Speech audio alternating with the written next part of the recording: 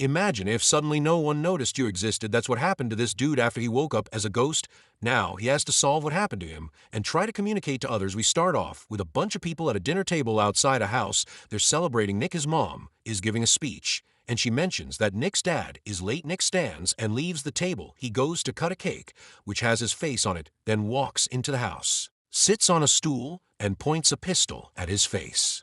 But just before he shoots, he wakes up. It was all a dream. Now he's at breakfast with his mom, and that's a fun-looking, smiley breakfast for a grown man. He asks his mom if she has thought about some writer's course in London that he wants to go for, and it doesn't look like she's in support of it. So he turns a smile on his breakfast into a frown. How cute. And now he's on his way to school on his bicycle. At school, we see him do a business exchange. He did homework for some guy. After handing the homework to the guy, his girlfriend sneaks up on him asking if he'd be coming for a party tomorrow night, but he says he can't cause he'll be busy. Next we see two guys and a girl try and get some money from this guy. Apparently, he owes them the leader of the gang and threatens him with a knife, but she doesn't really do anything except scratch him on the finger. Now we're in Nick's class, and a guy's reading his homework to the class. The teacher asked Nick to top that. He goes to the front of the class, sits on the table, and reads his own work. It's good poetry, but his classmates seem bored out of their minds. So once the bell goes, they all pack their bags and leave. The students are now in the cafeteria. The guy who was scratched is Nick's best friend, Pete. Nick is telling Pete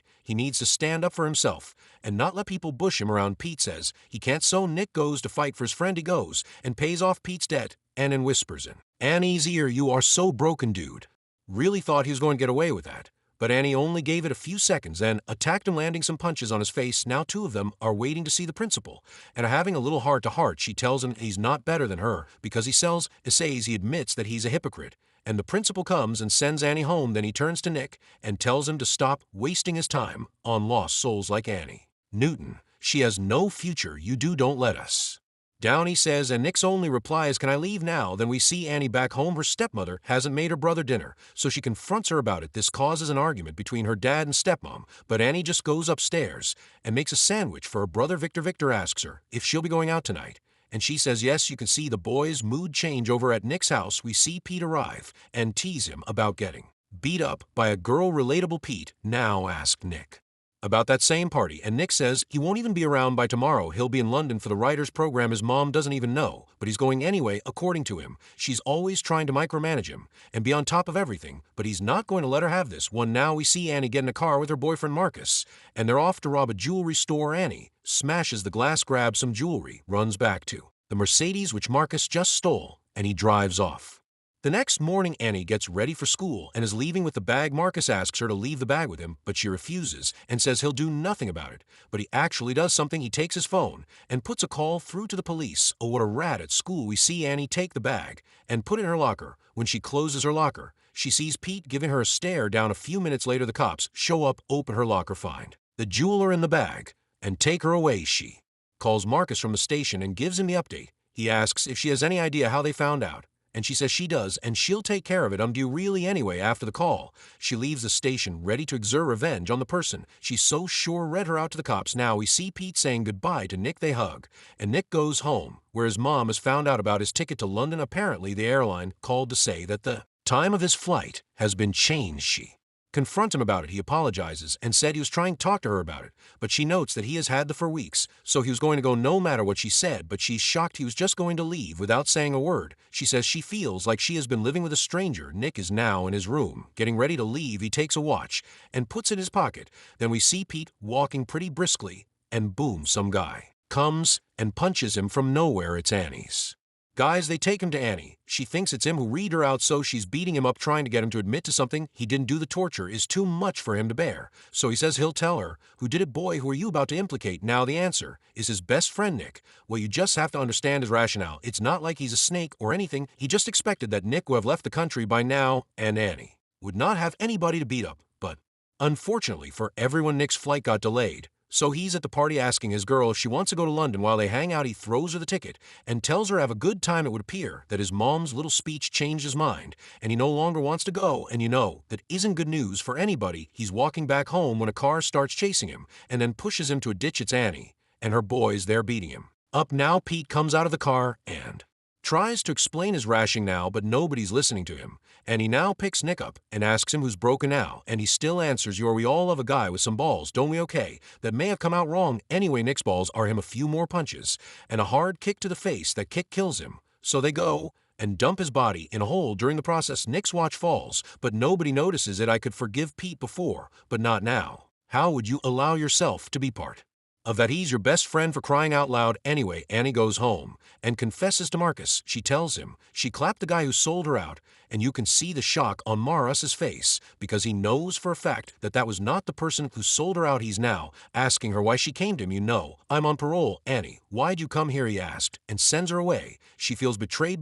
Wait till you find out that he's the one who sold you out. She smashes some stuff in his workshop, gives him an ironic kiss, and leaves. Then early the next morning, we see her burning her clothes from last night. You won't believe what we see next. Nick, he walks out of the woods looking unscathed, so clean and fresh. He walks to school, goes and sits in class. But here's the thing, no one can see him. He's, how do you say it, invisible, relatable. So nobody knows he's in class, even though he's sitting right there and can hear everything they're saying. They use that opportunity to get a few things off their chest about him. Even his girl, she calls him pretentious and says he's always trying to make himself feel important. You can't trust these girls, man. Then again, his best friend also betrayed him. So actually, don't trust anybody, bro. At first, he thinks they're only messing around with him. But then, he takes a book, throws it at a shelf. Book never even leaves the table. He then goes to the telephone in the principal's office to call his mom. He's right in his principal's face, but the principal can't see him. This guy must be John Cena. Then he shouts out to his mom. He can hear her talking to the detectives about him, but she can't hear him. He's running home now. On his way, he clatters into someone in the school hallway, gets hit by a car, run over by a truck, but nothing really happens in real life. He gets home and sees detectives all around his house doing everything to find him. He tries to put his mother out of her misery by telling her he's dead, but of course she can't hear him. Now he's just wandering the streets. Man, if I found out I was invisible, I would be doing a lot more than just walking the streets. Anyway, the detectives, Brian and Kate, are making headway with their investigation. They spoke to the principal, who told Nick got in a fight with Annie. So they head to Annie's house. Apparently, Brian knew Annie when she was little, because her dad used to be a cop. There up on the roof asking Annie what she was doing last night. And Nick is there to supervise her lies, but he also finds out that Annie clapped him because she thought he ratted her out. He throws her off the roof. But that just doesn't work. The detectives take a search party out to the woods where Nick's body was dumped, and Annie calls Pete and tells him to be there. Nick hears that and gets visibly sick. He's in his room now, and he can see his mom come in and go through his stuff. She's reading a poem he wrote, and he's reading along with her. His pet bird joins him in Invisible Paradise. He holds it in his hands, and after some seconds it disappears. That's a revelation for him. He says, I'm alive, and he runs straight to where his body was dumped. He's trying to get the search party to find him, but he's not having much luck with the humans. The dog, however, first seemed like he could see Nick, but he turned away at the last second. The dog helped find Nick's watch, though now Peter is reporting to Annie and the rest of the gang. He feels they'll soon be found out, so he says he'll go to report to the police, and he tells him if he reports, he goes to jail too. Meanwhile, Nick is there listening to everything. Annie now sneaks back into her house, and she's trying to pack up her stuff and run away. Victor wakes up and asks if she's going to go away and never come back like mom. Oof, that's pretty heartbreaking. Annie is crying now. She might be stone cold,